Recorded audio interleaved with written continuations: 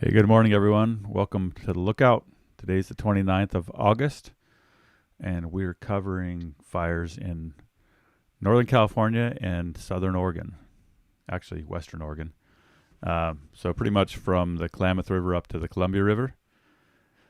We're going to start off in California. We're going to look at fires starting around Hayfork.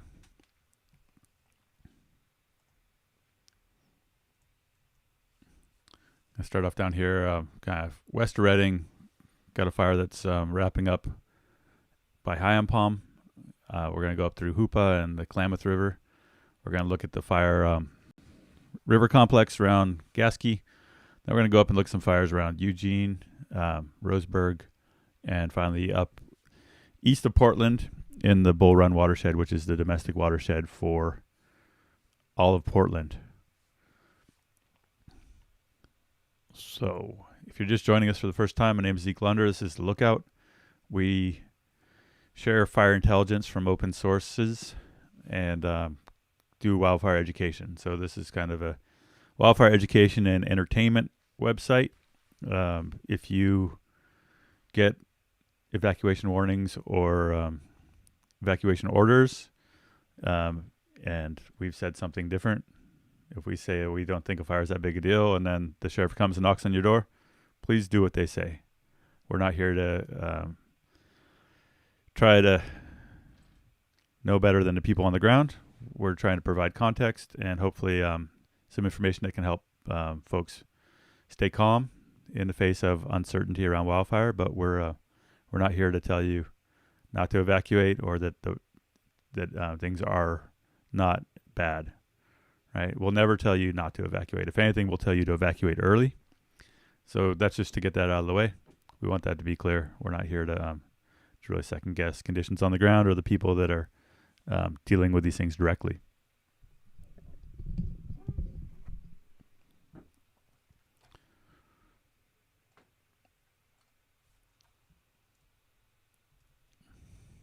Okay, so jumping straight into the interactive maps here.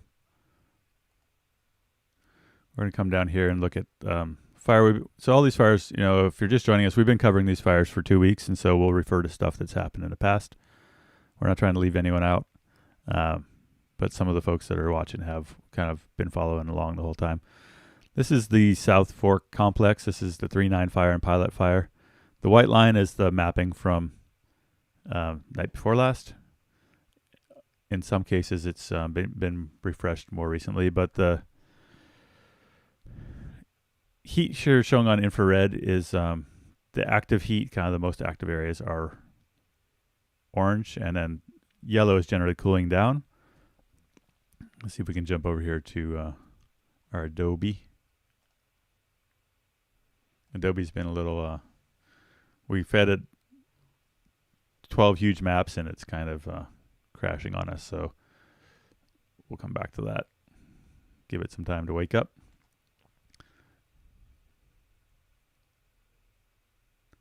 So coming out here to the north, there's a fire here by Hoopa. Sorry, my microphone's drooping on me, so I'm going to try to get it to wake up also. As far as just north of Hoopa is wrapping up also. This hasn't spread much for about the last week. There's still some scattered heat in the middle of this one. No new real heat showing on the Big Hill Fire east of Hoopa. So the fires that we really want to spend time on here are the Pearch Fire, Mosquito, Bluff, and Blue 2. Lots going on here on the Pearch, so we'll kind of jump right in.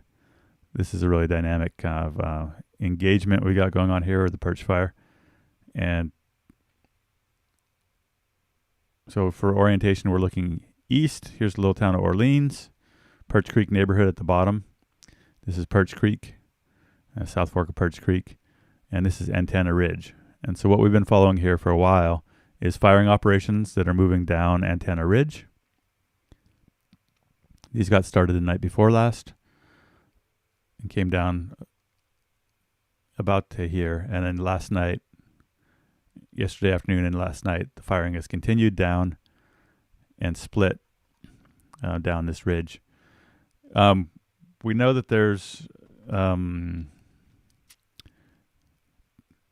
we've been hearing that they're going to use UAVs on this, and we don't know yet if the UAVs have been brought into the game. If so, we suspect that's what this interior kind of lighting is, unless it's rollout from this firing operation. So the tough thing about firing operations on this really steep ground, there's lots of them, but one of them is just that you can get rollout where your fire starts some logs or grounds of wood on fire. They roll down into the bottom of the canyon, and then you can get a head fire blasting back up at you later on.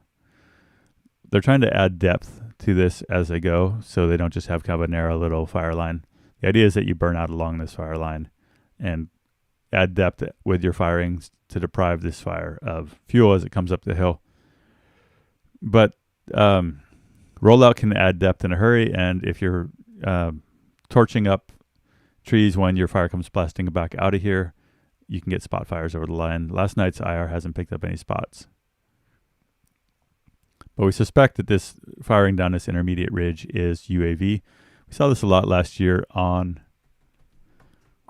the SRF complex around Willow Creek. And the idea of putting fire down on the ground on this ridge too is that backing fire is often good fire for us.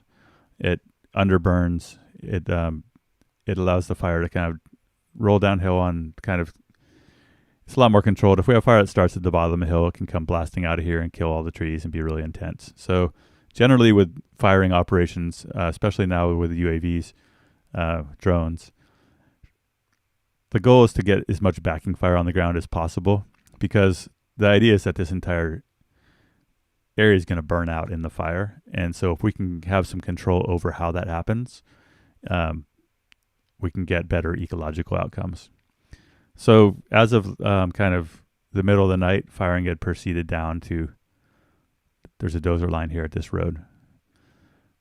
We'll jump over to our ops map and see if Adobe's awake yet. It's not, so we're just going to have to kill that and take them one at a time.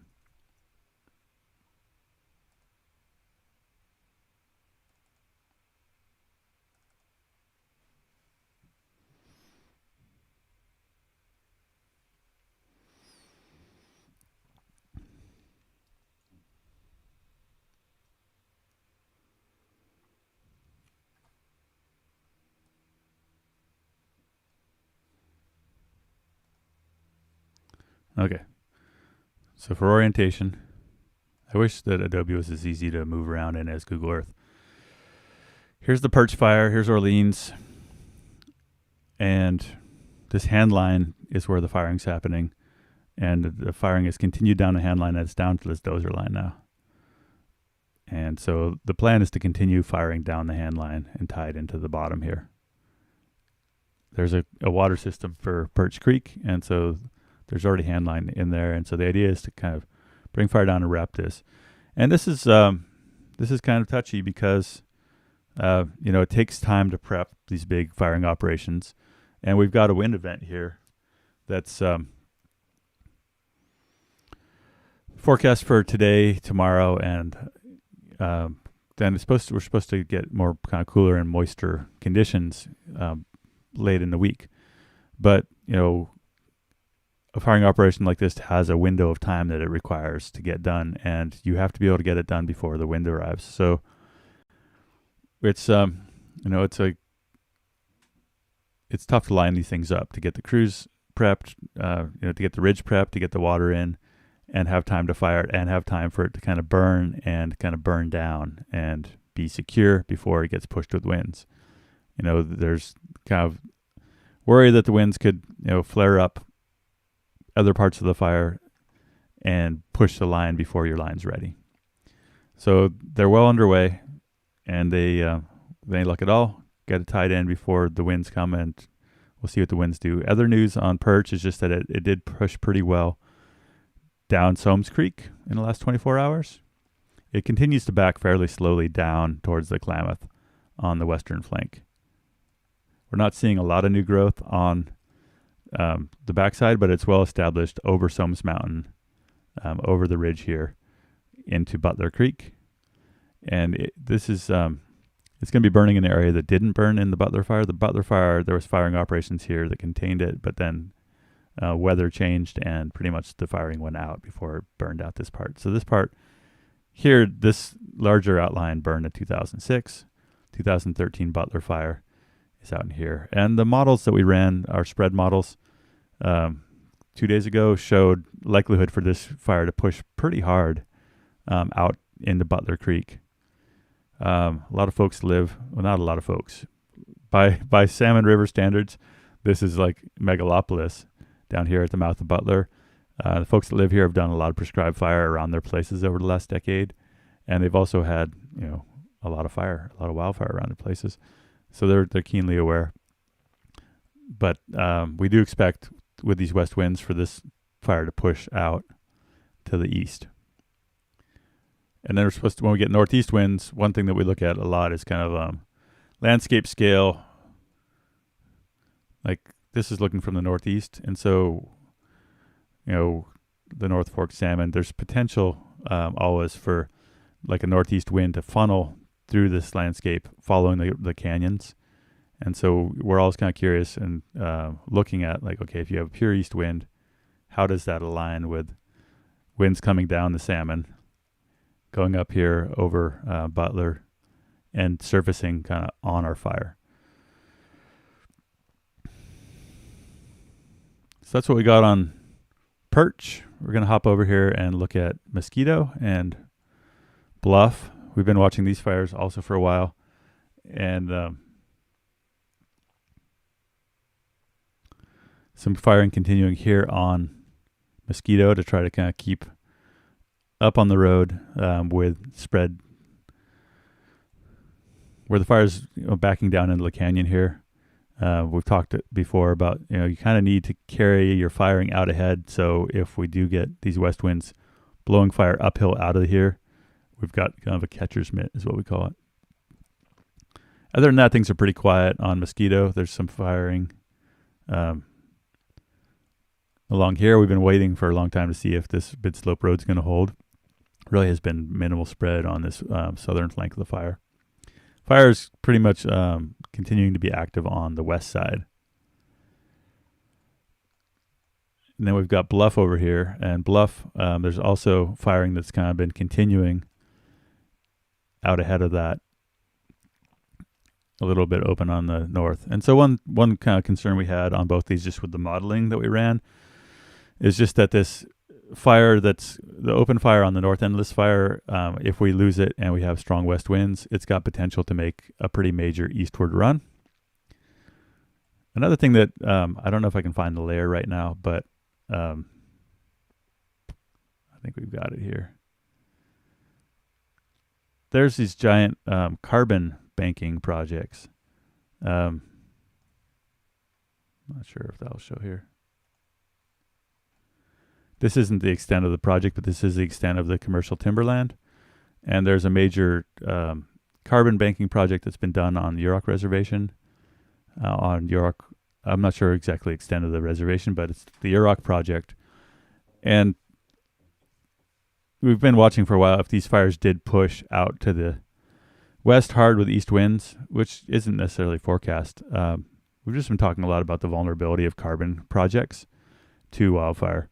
And so that's still kind of on my radar, is keeping an eye on how these fires, if they do move west, if they're going to impact those.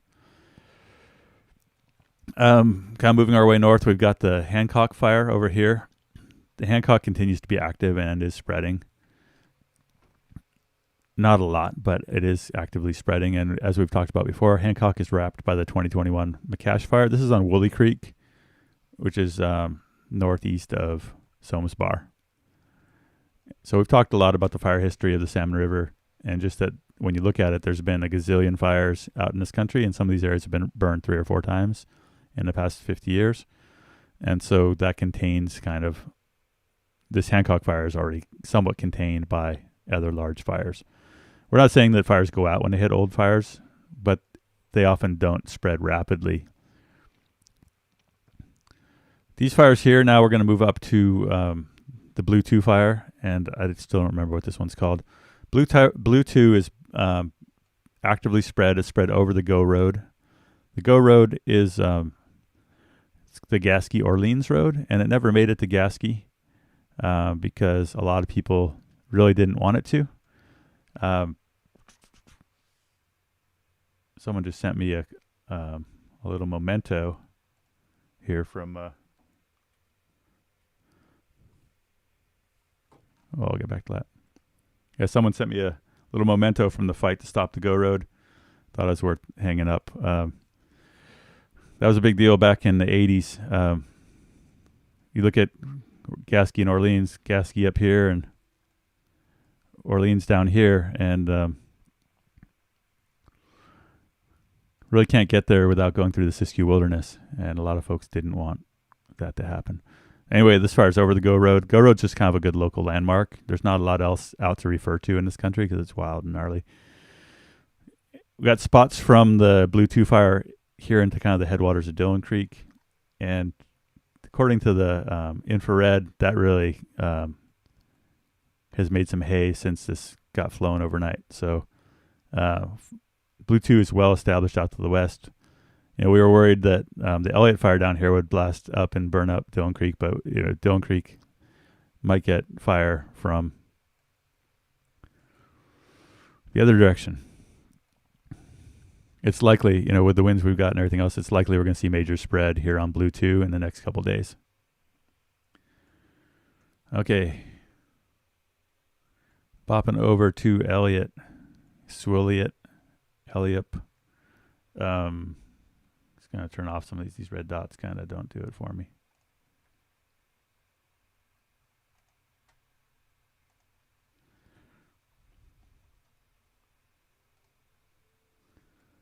All right, so Elliot's really cooled off down here along Dillon Creek. Still some heat out on Highway 96. The yellow is kind of areas that are cooling off, and orange, once again, is areas that are still burning actively. So we got kind of active, slow flanking spread up under Pony Peak and a spot out here. The white line is yesterday's perimeter, so anywhere you see fire outside that. But you can see just that we've had really slow, steady growth on these fires. In some places, only burning less than 100 yards a day. Swillup's really cooling down. It's cooling down up here where they've done their firing operations. We're seeing no new spread on the north end here. There was heat here yesterday, nothing new outside that. U-Fish fire, still not a lot of spread, backing, flanking. No spread up here where we were thinking they were firing yesterday. A little bit on the north side here. When I see this, as we said down to Pearch, it's hard to tell if this is firing, if that's rollout or if that's something that got done with a drone. So still really not a lot happening on U-Fish as far as major fire spread. Malone on the other side of the fire, or other side of the ridge here, we're looking south at the Malone fire. Firing continues down the kind of south flank of that. The area that got fired yesterday is cooling off. And as we'd said before, this is the McCash fire, 2021 out here. And so even if U-Fish kind of blasts out of there, it's going to burn into McCash.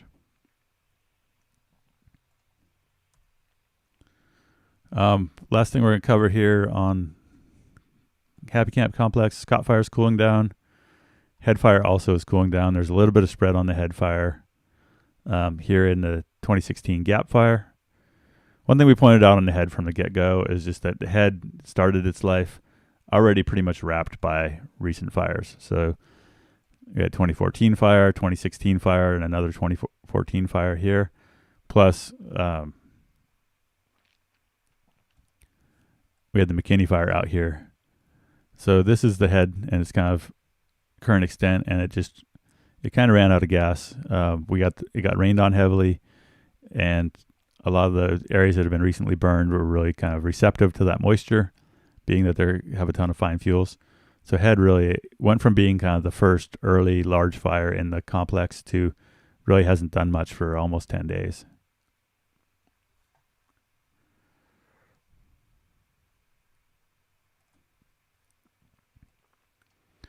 Okay, so now to the one that has kind of been the most interesting here, the big one. Looking at The river complex. I'm going to turn off some red dots here too. Smith River Complex.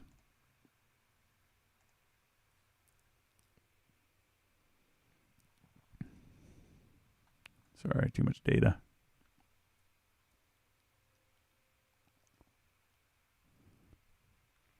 So we've got Gasky here in the center. One thing that's happening here is that there's some firing going on. So this line here was fired northeast of Gasky probably 4 days ago. That had been prepped with dozers and retardant. And now they're firing to bring this section down to the road, kind of close off the rest of this. So looks pretty tidy. Looks like they're also firing over here. There's a line that comes down through here. We're going to jump to the ops map in a minute. But they're basically trying to kind of button this all up before we get our winds. And I would say that this looks also like potentially that they're firing this with a UAV, carrying fire down these ridges. Like we said before, when you put fire on a ridge, it backs off, and you get, there's decent likelihood that a lot of these trees on this slope will survive based on how they're lighting it. You're not going to come light it, in the past, potentially, and especially if you're short on resources, it would not have been out of the question that you just come fire the toe of the slope. Fire would burn up the hill, and then you've got black and the fire is contained. But what we've learned over time is that people really care about fire effects, and if there's a better way to do it, we're going to do that. So that's why we see careful fire coming down these ridges, is an attempt to bring the fire down in a controlled fashion and also to maximize the ecological benefit that this fire is going to have here.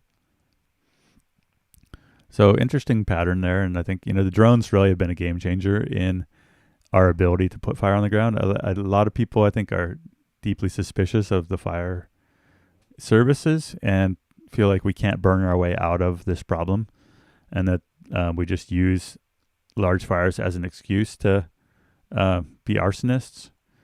And I'm personally more hopeful than that. I think, worked with a lot of the folks that are making these calls, and, people, especially people, anyone who's been in the fire service for the last 10 years has seen insane fire activity on the Dixie Fire, in Lake County, all these places. And people learn a lot in a hurry. Fire's the best teacher. And the people that are making these calls understand how fire works, and they're trying to make them the best of the situation. That's not to say that this fire is all good and that we didn't get really severe fire effects when this fire blasted out of here, but that wasn't a firing operation. That was the fire moving on its own with strong weather. Some other firing going on over here. This is the Coon Fire. Coon Fire is making some kind of slope-driven runs, and there's also firing coming on down the 405 road here. And the plan on here is to bring fire down the 405 and kind of wrap down around the bottom of the Coon Fire. I'm not sure if it's going to, I think the box comes down the 405 and then is going to come down into here. When we get to the ops map, there's more to say about kind of the big picture strategy on this fire. What else we're seeing on here is that we've been talking for a while about the kind of their primary containment box coming up Gasky Mountain and hooking around the outside of the Corral Fire and Diamond Fire and back over to here. That primary box, sometimes the fire just doesn't move. The fire doesn't get there. That primary box is built on kind of assumptions of kind of worst case scenario, or at least bad scenario. And that's why sometimes the initial box is really big, is because we're afraid that, hey, it's going to take us a week to prep this and the fire is going to be here in 6 days. But in this case, a lot of the fire is just kind of going out in the Biscuit Fire. There's been obviously a lot of firefighting that's happened, but if these fires, with the resource shortages we had early in the fire, if these fires had wanted to spread rapidly, they would have. But the combination of humidity we're having, the moisture, the inversions, has really inhibited fire behavior in the Biscuit. And it's made it easier for us to get crews in to contain these fires here. So what was the primary box might not happen. They're not just going to come fire this whole box because it was a blue line on their map. If the weather and conditions help this fire just to kind of go out where it can't really get up the steam to back down into this burn. Definitely the more kind of engaged part of this fire as we move. Here's O'Brien on the top, and here's the north end of the holiday fire. I don't know what we're calling them now that they all merged. Sorry. So looking south from O'Brien, there was kind of a wind-driven run downslope yesterday, probably like yesterday afternoon. The box here is still they brought fire down dozer line here and tied into this road, and locals had some comments about what this road is actually called, Low Mountain Road, 4402, and other slang. That is cooling off, so the infrared doesn't show any problems with the firing that brought it down to the Low Mountain Road. And our impression is still that this old dozer line, is the new plan, and that's probably going to get fired to wrap this whole thing. But that's not showing up real obviously on the ops map, so we're still not clear exactly what the plan is here. As we've said every day here, this is the Slater Fire 2020. And the fire is really just kind of skunking around in Slater. It's not pushing hard into anywhere in Slater. We had a question yesterday about Takilma and if Takilma's safe. And what we said then is, for now, it is nicely kind of buffered by Slater. Never say never. This fire, if it does push down towards O'Brien, it could end up pushing into Takilma. But right now, this part of the fire is looking pretty good. A lot of resources and good places to engage. Between the fire and O'Brien along the bottom there, and potentially also wrapping where we were looking at. So far so good, I would say, for Takilma. But as always, listen to what your local authorities are telling you need to do, because they have way better intelligence coming straight from the ground than we do flying around in our little techno map here. Some open heat on the backside here. Any place we've got active intense fire on the perimeter is of concern with these winds that we're forecast to have that will start off westerly and then push more from the north. Really not much spread on hurdy-gurdy. So I'm just going to jump from here. If the Adobe gods that be will let me, we'll open up the ops map for River Complex.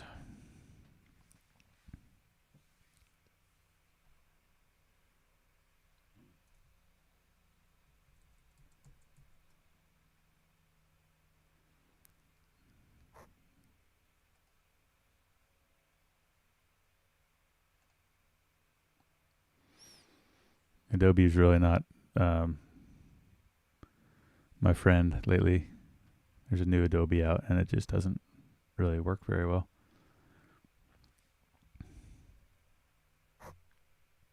Had it all loaded up beforehand, but then it crashed. So that's live television for you.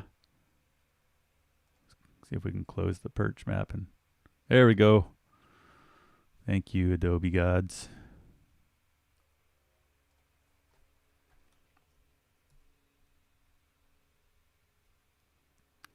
Okay, so this is going to be a little long-winded, but that's why you guys watch, right? Is all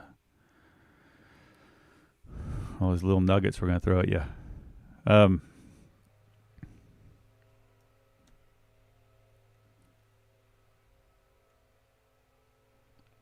Okay, so here's O'Brien. Here is the 4402 road coming out here. Here's where we talked about them bringing the dozer line down and firing it down to the 4402 road, and so this is where we're saying it looked pretty cool. Here's the new run last night. Here's the dozer line we've been talking about that ties from the 4402 up to the Biscuit Fire. And I'm unclear why they're not opening up this line here.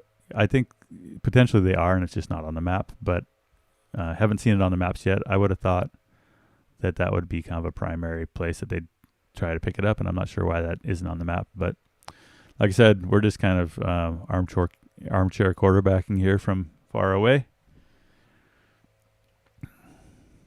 So we see on here dozer line kind of wrapping the top of the hill here. So just to jump back to Google Earth.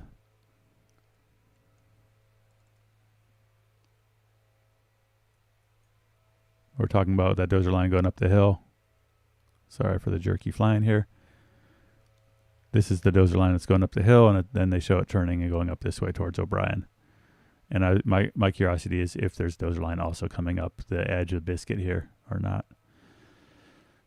But that looks prepped, and like we said, we expect that they'll probably fire that when they have the right conditions. So back to Adobe. This map's interesting in some ways because they've got these colored lines on here that are primary, contingency, and alternate fire lines, and the blue was kind of the original box. And the dark blue is kind of the alternate. And so you can kind of see over time that they've adjusted these lines as the fire has or hasn't moved. So down here, the original kind of containment for hurdy-gurdy was out here along this ridge. Actually, it's a mid-slope road. But now they've got kind of an alternate line. And alternate, it doesn't mean that the primary didn't work. It might mean that the primary wasn't necessary because the fire didn't ever pick up and head for it. So as we said before, they're starting to fire along Coon. They're starting to fire down this dozer line. And that's the 405 road. And then we talked about how they're going to come down that ridge and hook below Coon. There was kind of a, early on in the incident, there was also kind of a primary line on South Fork Road. I think just because they thought these fires might push faster. So the colored lines here are kind of a little bit of a mess. At first glance, you're like, well, how can you have like 5 different primary lines? But that's, primary just means it's a emphasis for where they're putting their efforts. So you can have more than one primary line. Anyway, there's a lot going on here with prepped roads, dozer line. And we saw what's been fired last night is kind of here where they've tied in dozer line and hand line.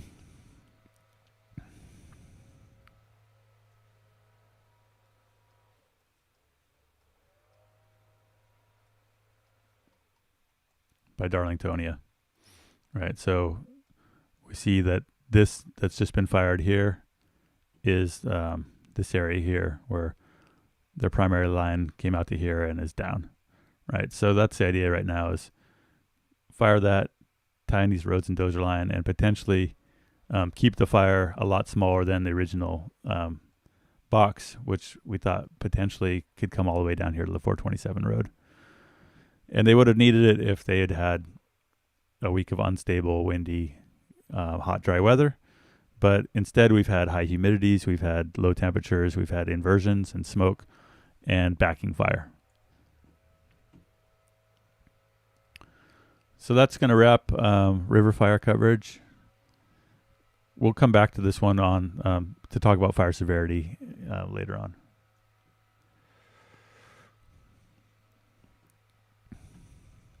So last night we didn't get infrared for the Oregon fires. So we're going to fly now up into like Roseburg. We didn't get new infrared because of clouds. So it's a good thing. Clouds are a good thing for the fires. Not great for getting your infrared, but so we don't have anything really new to report on these fires except using the heat satellites, which is what we use when we don't have anything better. They're not showing any new heat really on. They're not showing a lot of new heat. This heat that is showing is older than 12 hours. So this was at yesterday at about 2 p.m. is the most recent. We've got heat there. Over here we've got last night at about 10 p.m. There's a little bit of heat showing on the kind of eastern edge of the fire north of Umpqua. I want to refer you guys to a good website here. It's the Northwest Interagency Coordination Center, aka the GAC. We have these all over the country. We've got GACs for each region. So we've got a GAC for Northwest, we've got a GAC for Northern California, a GAC for SoCal. And so here they've got their large fire information summary, and it's a really good kind of updated report on, and it's based on the intel reports being filed by the fire command teams. So it's pretty fairly unfiltered, good intel. And so they say fires continue to make progress to the north on the Tyee Ridge Complex to the north. Blue and yellow point fires are in mop-up and will be in patrol status beginning tomorrow. The Big Tom fire was active, hand and dozer line Construction increased around the perimeter. Near Umpqua, the lighthouse 3 fire became more active in the afternoon. Fire marshal structure prep teams completed prep near the lighthouse and Cougar Creek fires, and their resources are focused on holding and improving line. They've got 26 crews. That's a lot of firefighters. 10 helicopters. Crews are 20 firefighters. So you got 500 hand crew firefighters, 10 helicopters, 25 dozers, 35 water tenders, 45 engines. So they got a ton of resources for these fires that are relatively not huge. And it sounds like things are going pretty well, and weather conditions are not. There's no big kind of threatening weather scenario there right now. So good news there for the folks. It said 183 people were evacuated. Hopping over here, we're going to go up past Glide, past the Archie Creek fire. Not a lot of new heat shown on the satellite for the this Chilcoot fire. It's also your kind of classic lightning fire backing and flanking. And this fire here, Ridge Fire is kind of burning partially in the wilderness, but also not a lot of huge growth on that one.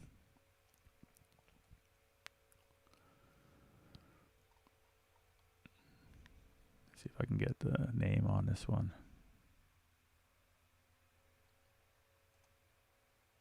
This is the Brice Creek fire here.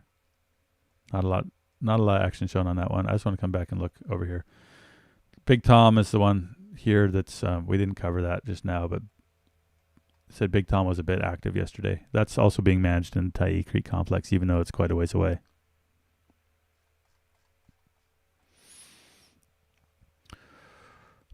Hopping over to the Lookout fire. Lookout's staying active in the same areas it was active earlier in the last couple of days.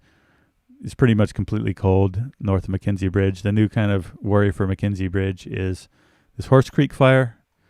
Horse Creek has got some good lines. They've tied into roads and dozer lines on both flanks. The main worry here is just the spread up the canyon, where it's a little more difficult for them to get out ahead of it.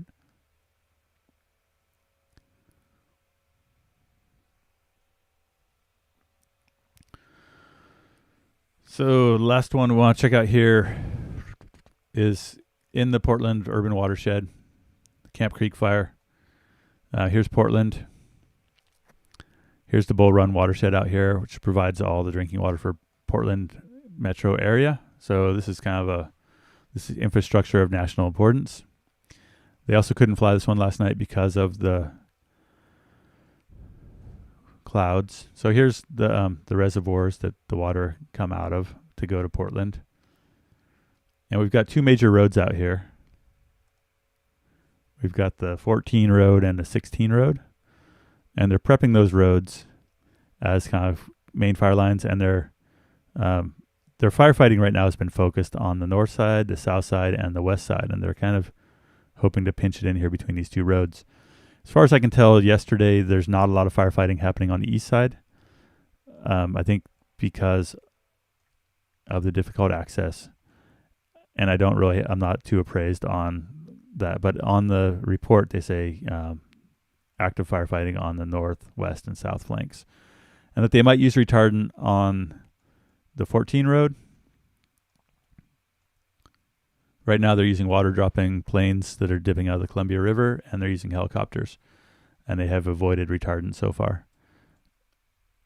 It's worth noticing here that, let me turn off what's going on.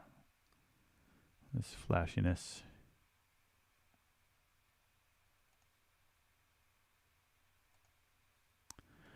It's worth noticing just that the fire is backing down to this 14 road. And over here, it's a fairly gentle slope at the 16 road. But this is a steep drainage, and that's likely why we're not seeing a lot of engagement on this east end, is that there's not necessarily a safe place to engage crews out ahead of this, especially when you get kind of up canyon afternoon winds. You can see this mix here. This has been logged in the past, and you can see those clear cuts, which are going to be really dense with small trees. In general, this is temperate rainforest. There's a ton of fuel out there, and they said one of the main concerns out here is just that fire-weakened trees, snags, are falling down, and there's a lot of dead and down kind of rotten wood.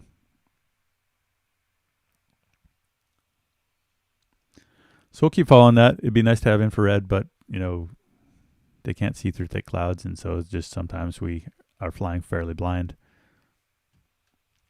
The ops map for this isn't really showing any fire lines or anything that interesting. So let's see. I'm going to open up something new here.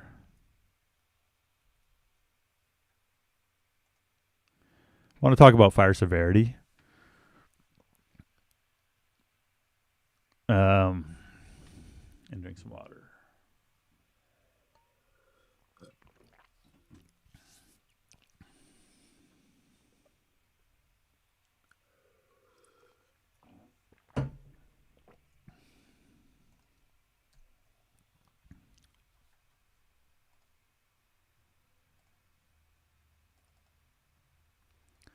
So I got some kind of cool imagery here. I'm going to open up.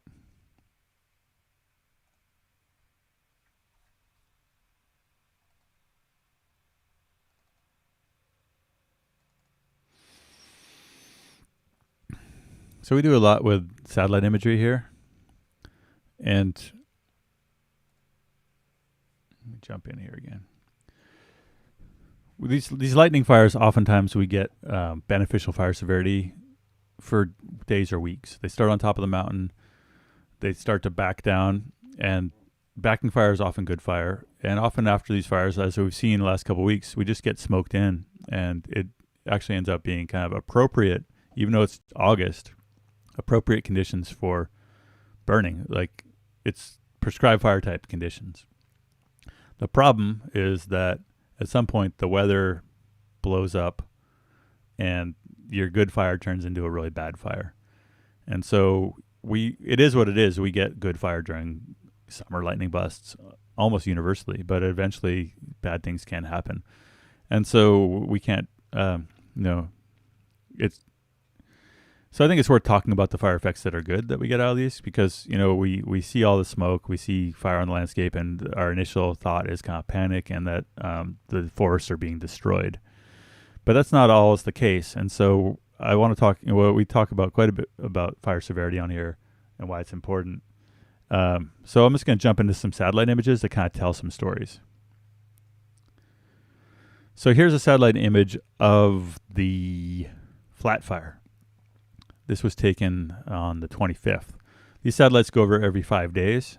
The data is free, and then we kind of apply different tools to color them. And the colors show you severity. Basically, the green here is places where there's still living vegetation, and red is places where there isn't. So flat is interesting, and let me see if I can do something here real quick to show you fire history.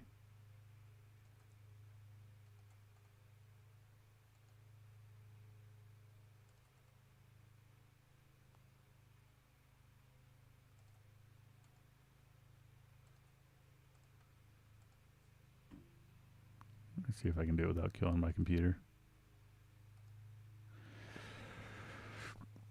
I want to throw it on the perimeter of the biscuit fire, because it's kind of an important part of this story, is that the flat fire is burning in the biscuit footprint. So 20-year-old burn.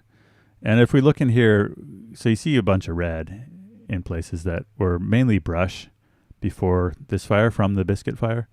But these areas that are still green are places that the biscuit fire underburned in 2002. So oftentimes if we get a fire and the trees survive it, it's likely that the next fire, those trees will survive also, because they're the larger trees that have branches that aren't low, and they're in a good spot on the landscape, maybe where there's shade. So let me see if I can just paste this in here.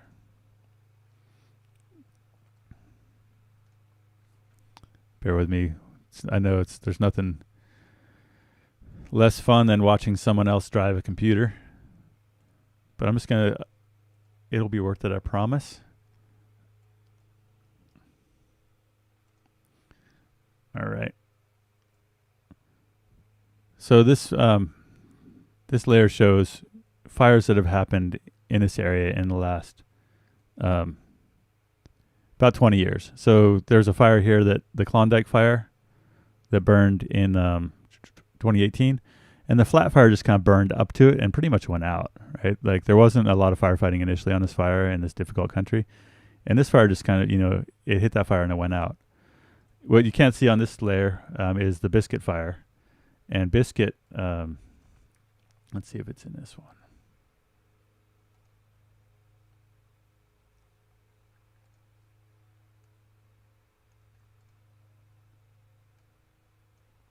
Sorry.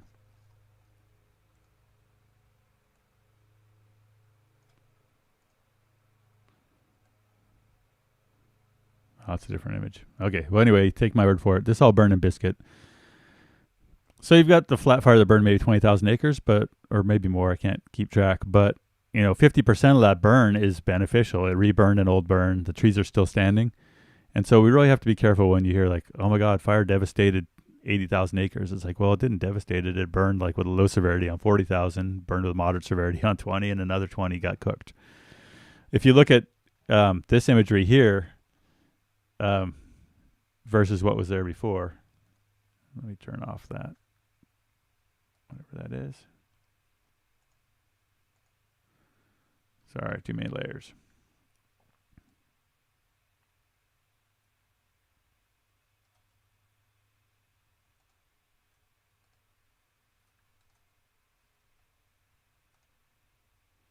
What's going on here, people? There's the Biscuit Fire.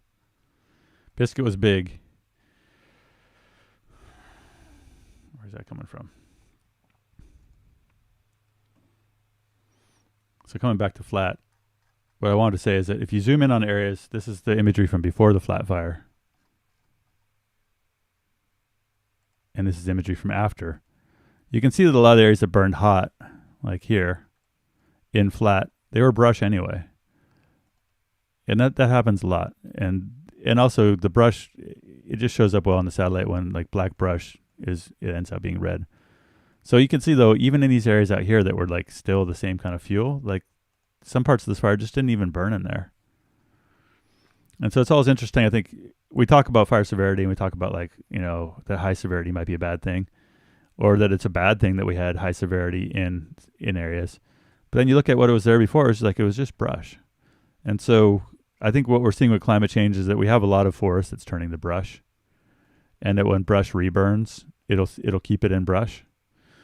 But we need to keep that in mind when we talk about severity, and that, this fire was a high proportion of high severity. Well, it might have just all been brush already, and so high severity doesn't mean that it was bad. It just means that brush burns hotter than timber.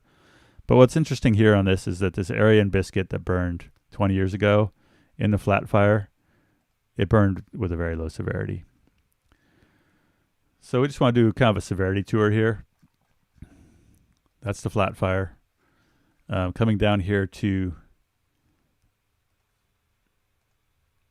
we have some stuff for other fires here.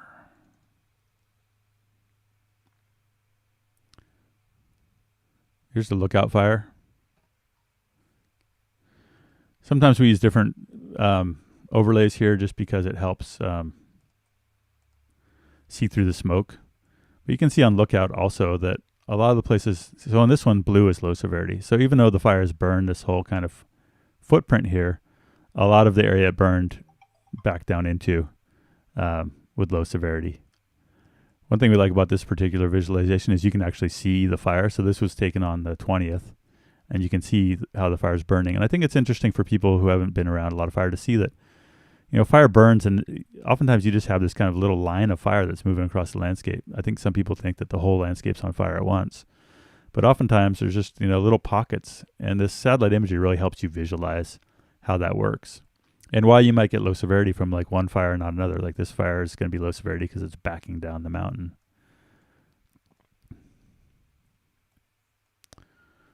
Okay, where are we going next?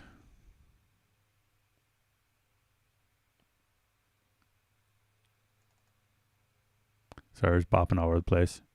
I just grabbed this stuff this morning. Bedrock Fire burned this year. Image is a little funky, but you can see that a lot of that fire, even though this is the whole footprint of the fire, then you still have a lot of low severity within that matrix. What's interesting, I think, to us about the the patchwork of the severity is that this patchwork of severity is defining the future fuel of this landscape. And so you're going to have, brush maybe. If this, this is actively managed, so a lot of it's going to be salvage logged and replanted in trees. But when you're in kind of more backcountry areas, that severity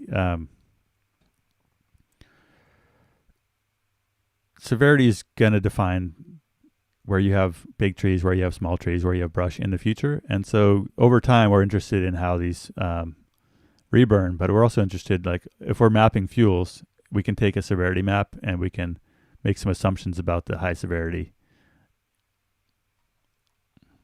and what it's going to look like down the road.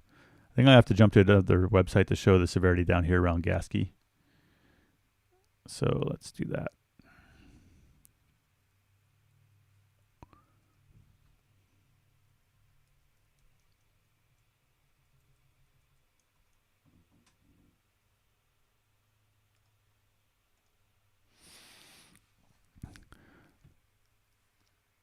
This site that we're looking at here is it's called the not working website.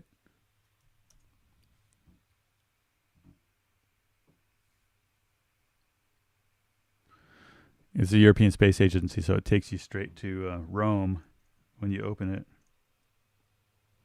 But it knows where Gasky is.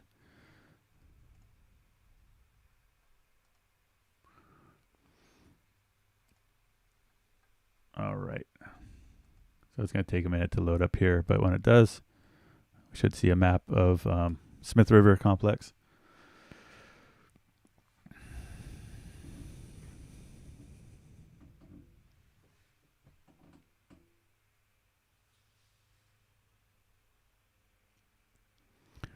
So this is an image of Gasky from the 25th.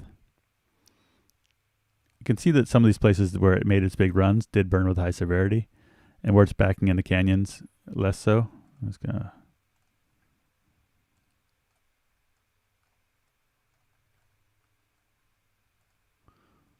pull up a different band here that's sees through the smoke.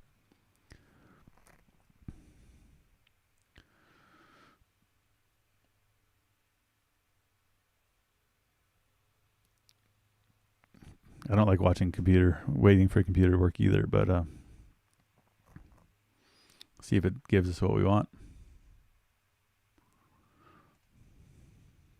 All right, well, it's taking its time.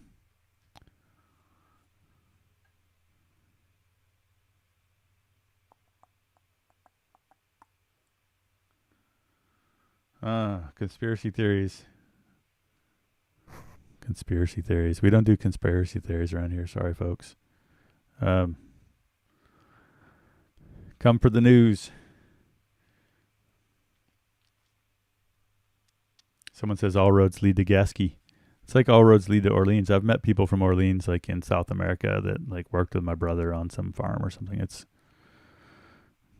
okay. So anyway, like I was saying, I know this is a little kind of abstract and hard to see, but the blue areas here are places where there's still trees that are alive. So if you look at like kind of the Highway 199 corridor where the fire's backing down in there, you see that it's blue still. That's still living forest. So we're always interested in why you get these patterns. We know that a bunch of the big runs on this fire happened with strong winds, and often these are pushing in areas that have been heavily logged. And there's thickets, and fires have been kept out of there for a long time. But we still, even under these kind of extreme conditions, we still have pieces of landscape that stay less burned. So we're talking about severity. This is the Slater fire here, and we were talking about the problems with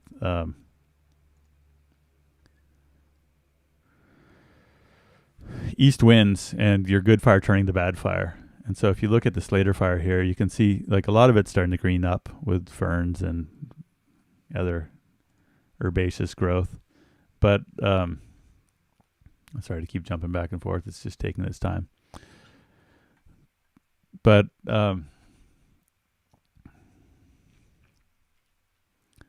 is why we edit videos instead of going live. Here's Slater. And you can see that Slater got pushed by really strong kind of east winds, and it just ran Indian Creek. It did this huge run and it burned with high severity. It killed, like, there's hardly any low severity in this whole push. And so that's the concern. We get all this good fire during fires like we're having right now, and then it can just blast and you can burn, 50, 60,000 acres at high severity in a single afternoon. Last year we had a fire out here. I can't remember what it's called. I think it's the Blue Fire. And that fire ended up having quite a bit of beneficial severity as it backed down towards the Klamath. So this whole area here burned last year. You can actually see some of the fire lines. But within that matrix, we have quite a bit of good fire where it backed down. And that happened during fire season as well.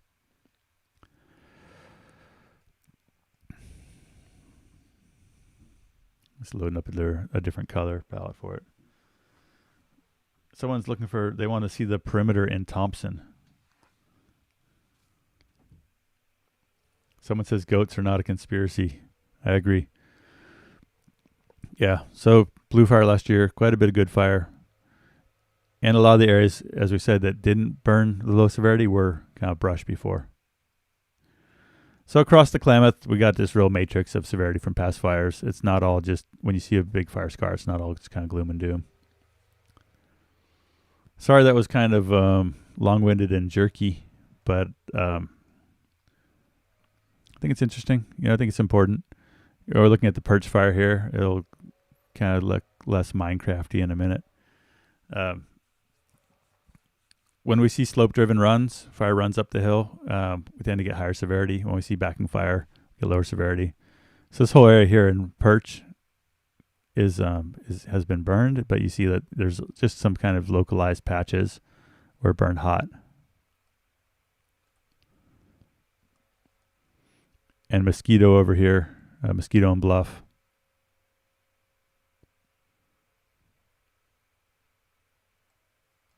They're just taking their time. Here we go.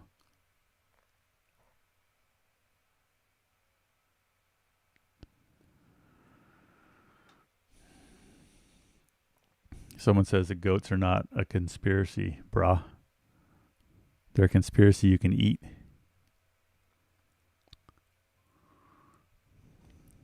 All right. Well, I think that's enough jerking you all around.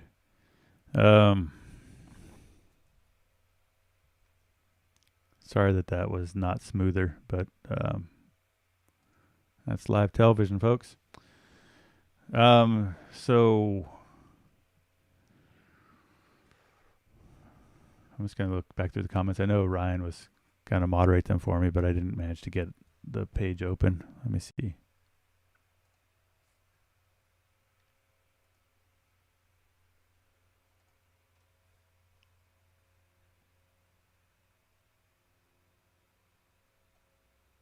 Here we go.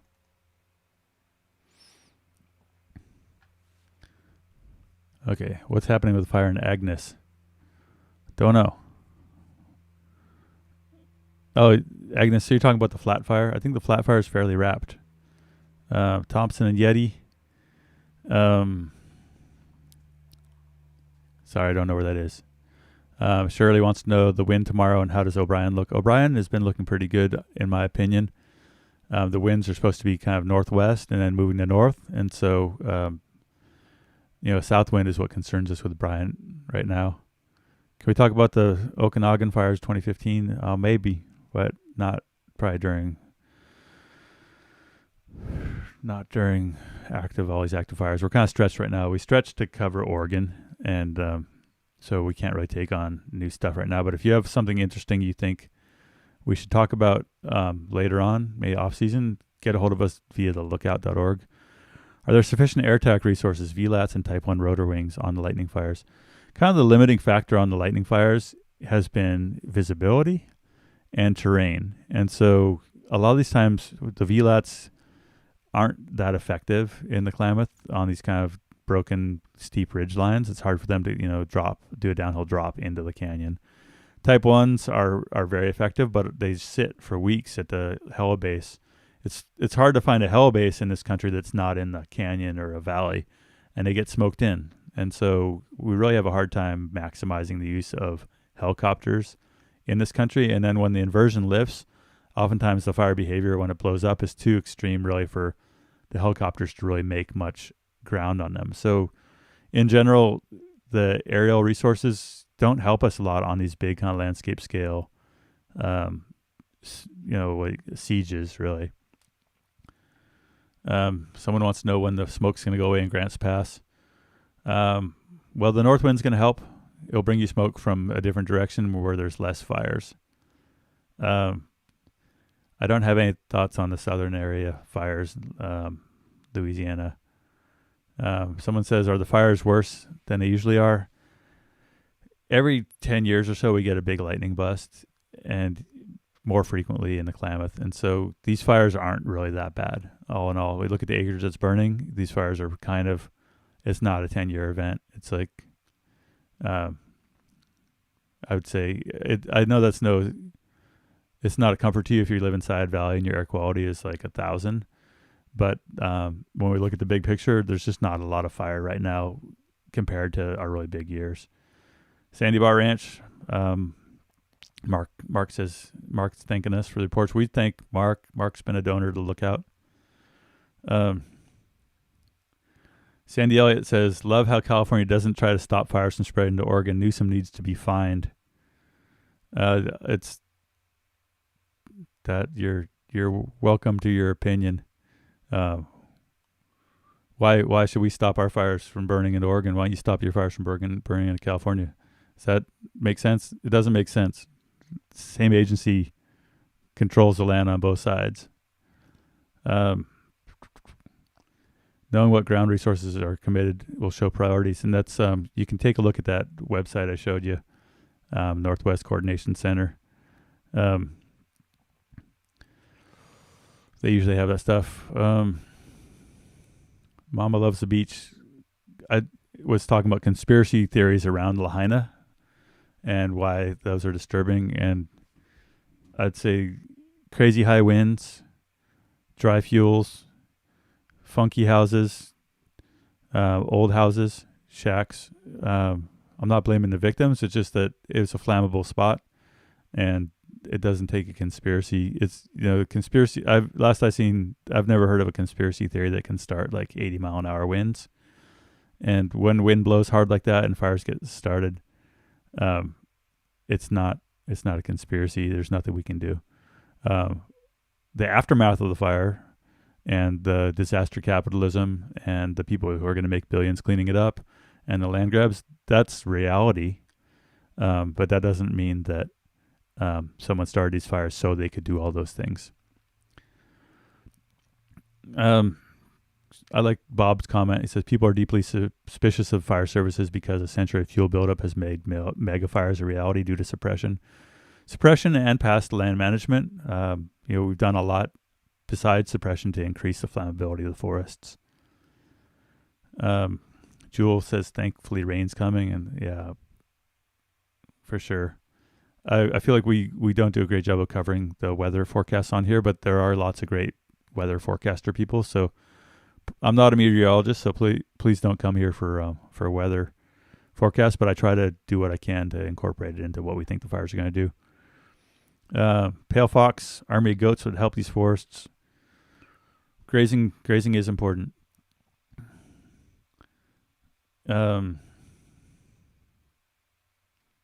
Shirley says I helped her relax. We're glad. Barack Obama. I always love seeing Barack on here. I can't tell you how good it makes me feel to know that Barack Obama is commenting on my threads, asking about climate change propaganda. And Pale Fox says it's Jefferson State, not California, Oregon. I agree. Like, no one. If you do believe in the state of Jefferson, then you could ask. Then that question about why the Forest Service is letting fires burn from California, Oregon, it goes out the window because this fire is burning from Jefferson into Jefferson. Glenn Blakesley says, is there a name for the relatively new phenomenon of house-to-house wind-driven in the WUI? It's a really old thing. It's not a new thing. And there is a name. It's a conflagration. And so if you look up, urban conflagration on Wikipedia, you'll go back to like the Great Fire of London, the Great Fire of Moscow that happened like 4 times in, between 1400 and 1700. So urban conflagrations are they've gone on for a long time. In the West, that's why you see a lot of the old downtowns in places like Chico or other kind of gold rush places. They're made out of brick because they burned down several times before we got to building them out of brick. And so we end up saying that the Maui fire was a wildfire, but really it was a conflagration. It was driven by house-to-house heat. And, a wildfire kind of relies on consistent fuel, and it has to go from vegetation to vegetation. And urban fire is driven by heat. Paradise Fire started as a wildfire, but then it became a conflagration. The Tubbs Fire in Santa Rosa started as a wildfire, but then it became a conflagration. And so once that's happening, we can't put them out. And so it's more and more about how do we manage fuels around our neighborhoods. In Chico, we're doing some prescribed fires here in the park against the edge of town to create a nice big black 100-acre patch right adjacent to town in the dry grass. You do that in the spring, and then you don't have to worry all summer about fire burning from the foothills down into town. So we really have to be looking at that. Like in Lahaina, there were opportunities with the grass that was there. They could have done prescribed fires and had a big black kind of fuel break all the way around that side of the town. No one really wants to breathe smoke, and no one really wants to take the risk of putting fire on the ground. But when it comes down to it, that's what's going to prevent wildfires from becoming urban conflagrations. But there's not a lot we can do. We can harden structures, but once a couple structures are on fire, the common thread is that there's no firefighting going on because firefighters are trying to rescue people and evacuate them. Ryan Stevens has helped me out with moderation. He said that red flag is just issued here in Tehama County where he lives. We are in a kind of a critical couple days here where we're going to have north winds. It looks like they're going to impact the Sacramento Valley more just because we're exposed to the north. But we talked about that with our modeling video a couple days ago. If you want to go back and look at that, there's a report on the Lookout about some modeling we did of the potential for this wind event. Those forecasts change as we get closer to the event, but the models definitely show potential for some big fire growth here in the next 2 days. We'll be watching it pretty intensely starting this afternoon. Thanks for all your questions, folks. I do like this format. I think it's a little jerky, trying to jump around and live drive the map as things crash, etc. We do what we can here. Appreciate Ryan's help. I think that's about it, folks. We've been on for an hour. That's kind of enough thinking for me. One thing we're doing with these on our website, if you don't catch, if you miss one and you want to watch it, is we're adding chapters on the YouTube, so you don't have to watch the whole thing. And we'll try to break out things like fire education, like the stuff we're doing with the severity and stuff as its own topic. So check out those chapters. Hopefully it makes it easier to kind of cut through all the chatter.